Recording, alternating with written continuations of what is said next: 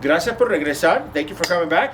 We are now at the end. I have put one layer of this paper mache onto the piñata itself already.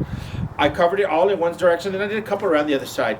At this point, you could see there's kind of some lumps in it, and there's some dripping of some of the flour mixture. What I would do is just get it and press it. Use your hands and gently press on the balloon. Get it smooth. Get it as smooth as you can right now. This is a crucial part of getting that shape, because once you get this soft, once this hardens, it's going to stay that shape. So you want to make sure, and you want to make sure you get the bottoms down here, and don't worry about being perfect underneath, because we're going to cut that to put the candies in. This section now will have to dry for about 24 hours, or it could, depending on the weather. We're cold right now, so it could take a little longer here. The next step, we will put string around this and put the cones on it, and then another layer of paper mache. So we're not done with paper mache. This takes 2 layers because of the process of the string and also structure. We have to let it dry. Esta piñata ya está lista para lo siguiente.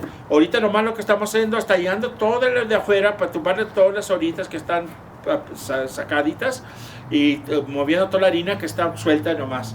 Pero la quieres hacer bien suavecita y la dejas que se seque por unos 24 horas más o menos.